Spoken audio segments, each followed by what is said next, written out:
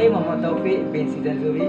Video kali ini saya akan mengkritik karya terjemahan iaitu karya Abraham Lincoln yang diterjemahkan ke dalam bahasa Melayu oleh Amnah Ma'ruf. Buku ini berjaya drama mengisahkan tentang tokoh terkenal iaitu Abraham Lincoln yang merupakan Presiden Amerika ke-16. Penulis karya ini John Dean Water dilahirkan pada 1 Jun 1882 di Lost Stoughton, London. Dia merupakan seorang penulis dan penyair.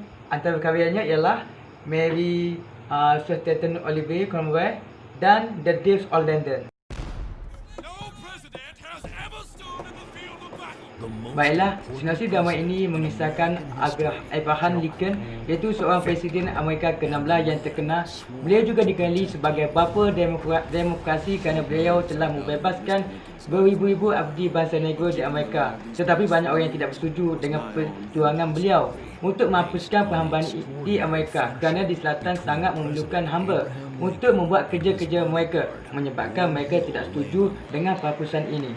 Abraham telah bersungguh untuk menghapuskan perhambaan, namun beliau juga perlu menjaga hubungan dengan selatan kerana mungkin dengan tindakan beliau akan menyebabkan selatan menarik diri dari kesatuan. Pada tanggal 12 April 1861, para prajurit brigade menyerbu kubu itu dan tercetusnya perang saudara Amerika yang membuatkan utara dikalahkan berkali-kali. Abraham Lincoln telah mencari seorang jeneral yang hebat iaitu Jeneral Grant untuk mengalahkan selatan. Perang ini berlangsung selama 4 tahun lamanya sehinggalah Jeneral Lee dengan tenteranya menyerah diri kepada Jeneral Grant pada 9 April 1865. Hari ini merupakan perjuangan yang dahsyat, tetapi Abraham Lincoln tetap berbaik dengan selatan kerana perjuangannya tercapai itu untuk menghapuskan perhambaan dan dapat menyelamatkan kesatuan. Namun pada tanggal 14 April 1865, Abraham telah ditembak oleh seorang lelaki gila yang bernama John Westwood semasa beliau menghadiri suatu pertunjukan.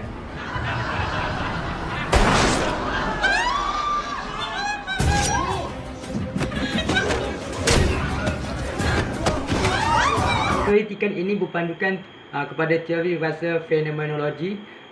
Teori ini merupakan kombinasi dan penyesuaian dua buah teori estetik yang berasal daripada timur India dan barat.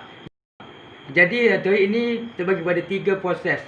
Yang pertama, pemindahan transformasi emosi tetap kepada emosi estetik. Yang kedua, pemindahan teks sastra yang dibaca kepada objek estetik.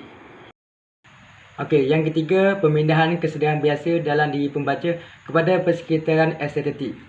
Baiklah, teori rasa fenomenologi ini merupakan kajian yang dilakukan oleh suami Abdul Aziz pada tahun 1998. Teori estetik ini telah memperlihatkan konsep emosi dan rasa dalam karya pembaca. Emosi utama yang hadir dalam satu kesedaran estetik ini telah ditransformasikan menjadi emosi estetik. Baiklah, menerusi drama terjemahan Abraham Lincoln, ini saya dapat mengenal pasti beberapa emosi yang dimasukkan oleh penulis, iaitu yang pertama rasa kagum, yang kedua rasa benci dan yang ketiga rasa tanggungjawab. Baiklah, kita pergi kepada yang pertama, rasa kagum. Rasa kagum merupakan salah satu rasa yang ditunjukkan dalam drama ini. Rasa kagum akan muncul apabila seseorang itu melihat sesuatu yang membanggakan atau melihat sesuatu yang aneh yang membuatkan kita merasa keterujaan dalam diri.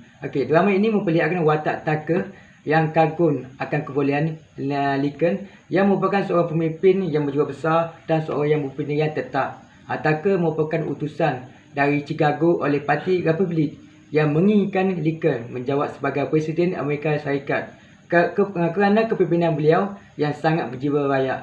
Tucker dilihat sangat menginginkan Lincoln untuk menjadikan pilihan kaum Republik.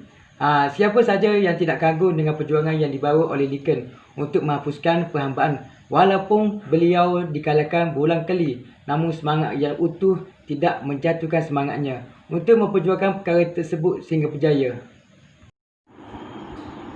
Yang kedua, rasa benci.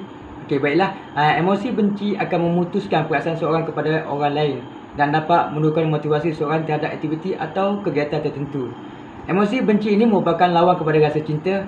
perasaan benci bukan saja kepada benda hidup, tetapi perasaan benci juga terhadap terjadi pada tidak bernyawa.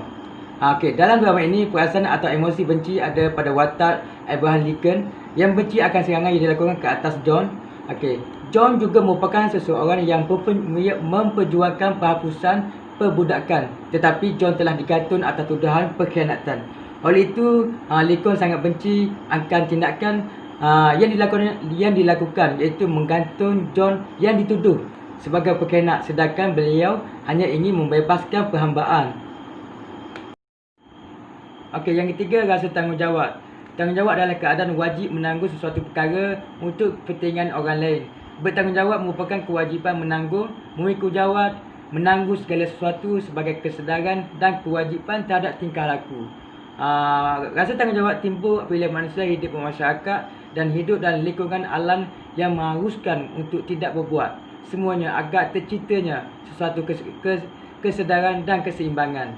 Rasa tanggungjawab di dalam drama ini wujud pada watak utama iaitu Abraham Lincoln yang bertanggungjawab untuk memperjuangkan hak hamba-hamba abdi di Amerika.